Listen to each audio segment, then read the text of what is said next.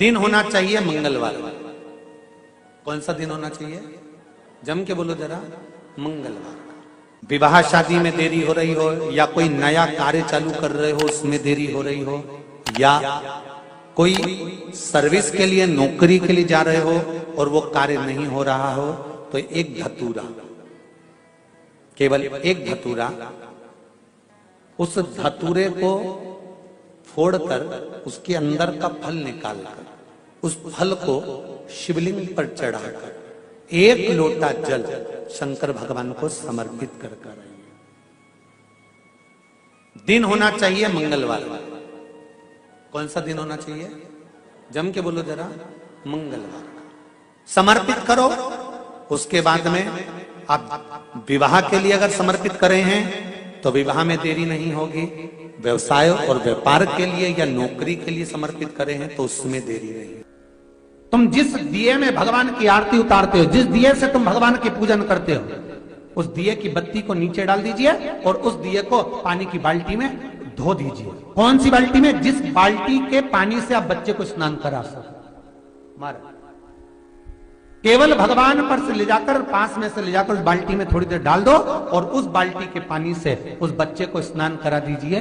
15 से 20 मिनट, आधा घंटा लगेगा, बच्चे का बुखार पूरा उतर जाएगा। इतना विधान है दीप का।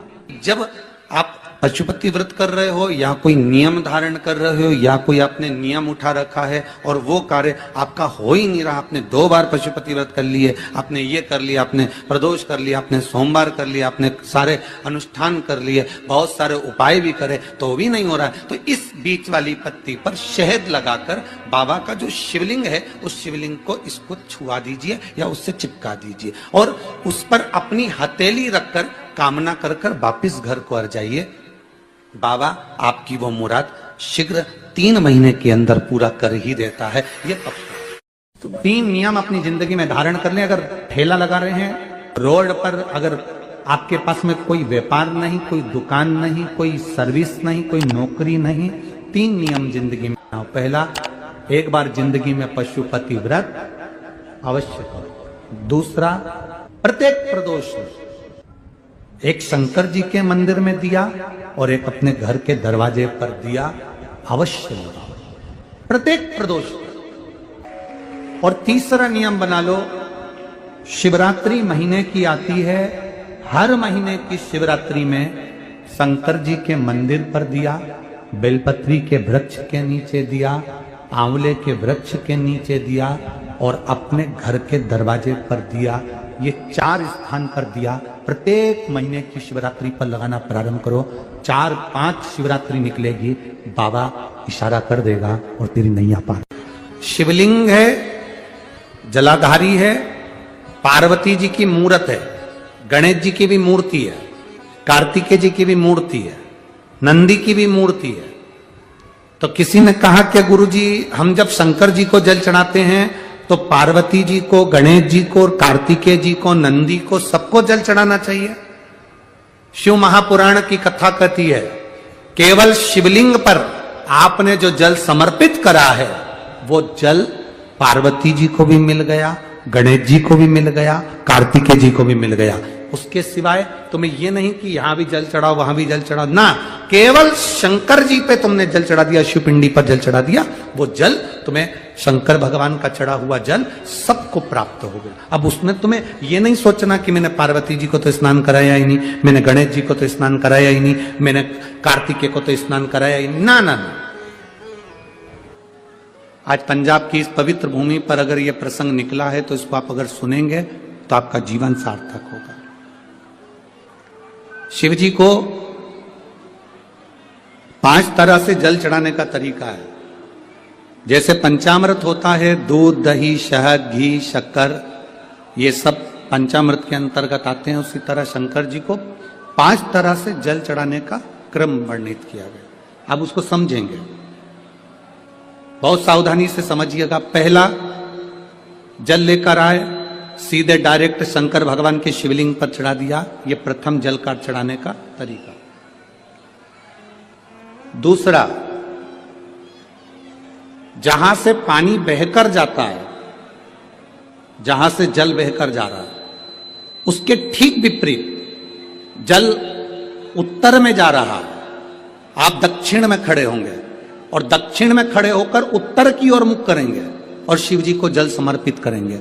ये रोग मुक्ति करने वाला है और हमारे रोग पर हमें विजय प्रदान करने वाला है। ये जल चढ़ाने का था। एक सीधे मंदिर में गए, लोटा भर कर जल उठाया, शिव जी को चढ़ा दिया।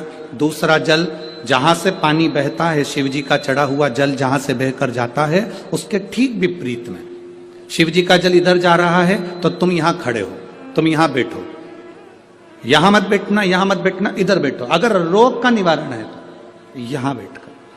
तीसरा, अशोक सुंदरी से जल चढ़ाते चढ़ाते शिवलिंग तक लेकर जाना और शंकर भगवान के शिवलिंग पर पूर्ण जल समर्पित करना। यह तीसरा तरीका, यह कार्य की सिद्धता के लिए। हम जब किसी से आस ना लगाकर परमात्मा से विनती करते हैं तो वो विनती करने का तरीका तीसरा। चौथा, शिव जी पे चढ़ा हुआ जल 5 जगह पर समर्पित करना। गणेश जी, कार्तिकेय, अशोक सुंदरी, शिवलिंग और जलाधारी, ये चौथा क्रम है। और 5वां जल समर्पित करना,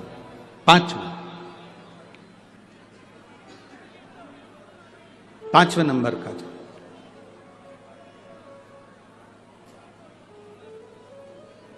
शिव जी को 5वें नंबर का जो जल आता है, जो जलाधारी है, ऊपर जिसमें पानी भरा रहता है और नीचे एक एक बूंद टपकता रहता है, जलाधारी में जल समर्पित कर कर उसी जल को बचाकर अशोक सुंदरी वाली जगह पर थोड़ा सा चढ़ाकर उसी में से जल शिवलिंग पर जब हम समर्पित करते हैं तो हम जिस कार्य के लिए जा रहे हैं वो कार्य सफल हो। धतूरे का जो पुष्प है उसको 2 जगह पर समर्पित किया जाता है। अशोक सुंदरी के स्थान पर जो खिला हुआ भाग है उसको इस तरह से रखते हैं कि शिवलिंग की ओर उसका खिला भाग जाए, और डंडी का भाग इधर गणेश जी, कार्तिकेय जी और 33 कोटि जो देवी देवता हैं उस ओर उसका भाग जाए। एक दूसरा, शिवलिंग पर जब हम धतूरे का पुष्प समर्पित करते हैं तो उस फूल का खिला हुआ जो भाग होता है उसका मुख हमारी ओर होना चाहिए। बहुत अंतर है महाराज। कनेर का पुष्प इससे विपरीत में चलता है। कनेर का जो पुष्प होता है उसकी डंडी का मुख हम अपनी ओर रख लेते हैं और खिला हुआ भाग महादेव की ओर कर देते हैं। जिसका व्यापार ना चले, व्यवसाय ना चल रहा हो, बहुत ज्यादा कष्ट में जीवन निकल रहा हो और बहुत ही ज्यादा तकलीफ हो रही हो, तो धतूरे को हल्दी में डुबोकर शंकर भगवान को 12 बजे समर्पित करें। उस धतूरे को वापस उठा लाएं 5-10 मिनट के बाद, श्री शिवाय नमस्तुभ्यम बोलकर लाल कपड़े में उसको बांधकर व्यापार वाली जगह में कहीं पर भी उसको बांध दिया जाए।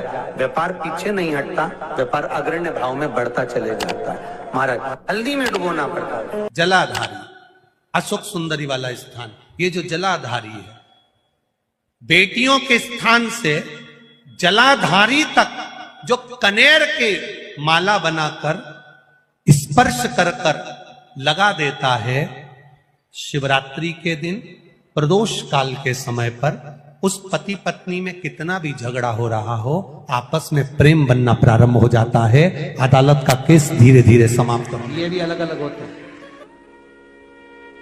पहला दिया होता है पणाती दिया। मैं चैनल वालों से कहूंगा, अगर आपके पास में क्योंकि हमने पहले भी कथा में कहा कि जिस जिस जगह का स्मरण कराएं उस जगह का फोटो भी आप दिखाएंगे तो उसका आनंद कथा सुनने वालों को, ऑनलाइन वालों को मिलेगा। पहला होता है पणती दिया।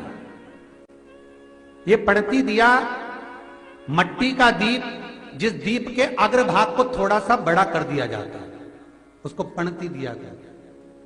ये पणती दिया जब भी भगवान के सामने लगाया जाता है तो इस दिए को सम्मुख में जब रखा जाता है तो दिए का जो लोकी मुख होता है वो अपनी ओर होना चाहिए। पणती दिए की जो लो है, बाती है, उसका मुख अपनी ओर होना चाहिए। विष्णु पुराण कहती है अगर इस दिए की बाती भगवान की ओर रहती है तो हमें तपन की अनुभूति होती है, पर इस दिए की बाती जब हमारी ओर होती है तो हमारे शरीर में कोई बड़ी बीमारी आने वाली होती है तो वो कट जाती है।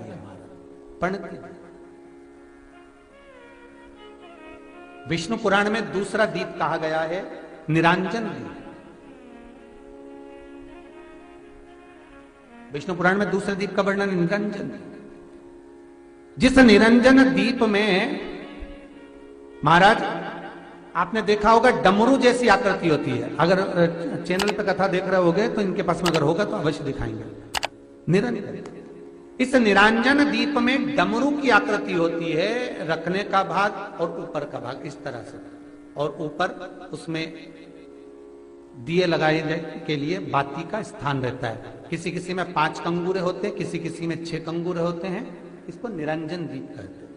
महाराज विष्णु पुराण के 5वें अंश में लिखा गया निरंजन दीप भगवान के सम्मुख में राइट भाग में लगाया जाता है। भगवान का जो स्थान होता है, भगवान का जो मंदिर होता है, तो भगवान का राइट, आपका होगा लेफ्ट, क्योंकि आप भगवान के सामने बैठोगे तो भगवान का राइट, आपका लेफ्ट। तो आप जब लगाएंगे तो आप लेफ्ट में लगाएंगे, आपका लेफ्ट होगा और भगवान का वो भाग राइट के लाएंगे, तो भगवान के सीधे हाथ की ओर लगता है। माना निरंजन, निरंजन दीप कभी भी तेल का नहीं लगता। माना निरंजन दीप कभी भी तेल का नहीं लगेगा। हाँ, यह हो सकता है कि बटी निरंजन जो दीप होता है उसमें तेल डाल सकते हैं। बटी निरंजन दीप जो होता है उसमें कंगूरे नहीं होते। बटी निरंजन दीप केवल गोल होगा, ऊपर से डमरू जैसी आकृति होगी, डमरू जैसा होता है, ऊपर से उसमें कहीं कंगूरे नहीं होते। महाराज अगर आप चैनल पे देख रहे होंगे तो बटी निरंजन दीप का भी वर्णन आपको दिखाया जा रहा होगा। बटी निरंजन जो दीप होता है वो केवल डमरू की आकृति में होता है, उसमें कोई कंगूरे नहीं होते। पर निरंजन जो दीप होता है उसमें कंगूरे होते हैं। तो जो निरंजन दीप होता है उसमें कभी तेल नहीं डाला जाता। निरंजन दीप को हमेशा घृत से ही लगाया जाता है। पर बटी निरंजन जो दीप होता है उसमें आप तेल डाल सकते हैं। बटी निरंजन दीप जो लगाएंगे वो तेल का लगा सकते हैं, पर निरंजन में कभी तेल नहीं डाला जाता। क्यों नहीं डालते? विष्णु पुराण कहती है निरंजन दीप के अंदर अगर तेल की बाती लगाकर लगाया जाता है तो 1 रुपया कमाते हैं, 1.25 रुपये खर्च होगा। घर में 10 लोग भी कमा कर लाएंगे तो पैसा नहीं दिखेगा, घर में रुपया टिकता नहीं है। अर्थात निरंजन दीप में आप तेल की बाती लगा रहे हो, ये सिद्ध हो चुका है। और महाराज बटी निरंजन जो दीप होता है उसके अंदर आप तेल डालकर जला सकते हो। बटी निरंजन जो दीप होता है ये आप किसी भी स्थान पर लगाओगे, सबसे पहले पितृ इससे भाग ग्रहण करते हैं, देवता को देते हैं, देवता उससे भाग ग्रहण कर कर कुबेर को प्रदान करते हैं, कुबेर उससे भाग लेकर शिव को प्रदान करता है। भगवान शंकर बटु भैरव को कहकर घर का उद्धार करते हैं, इसीलिए उसको कहते हैं बटी निरंजन। इसमें कंगूरे नहीं होते। वहां बटी एक कुबेर निरंजन भी होता है, दिए में स्टैंड होता है, पकड़ने की जगह होती है, आगे उसमें चोंच लगी रहती है, उसको कुबेर निरंजन दीप कहते हैं। कुबेर निरंजन दीप महाराज जब भी जलाया जाता है, इस तरह का दिया अगर किसी के घर में हो कुबेर निरंजन, जिसमें स्टैंड होता है, ऊपर होता है, थोड़ा लंबा होता है, आगे लंबाई निकली रहती है। कुबेर निरंजन टीवी पर आप दर्शन कर रहे होंगे तो कुबेर निरंजन जो दीप होता है उसमें आगे भाग लंबा रहता है और पकड़ने का स्थान होता है। तो कुबेर निरंजन दीप घी का लगाओ चाहे तेल का लगाओ, उसमें लौंग या काली मिर्च, काली तिल या चावल, पूजन वाली जगह में जो चावल रखे उसका 2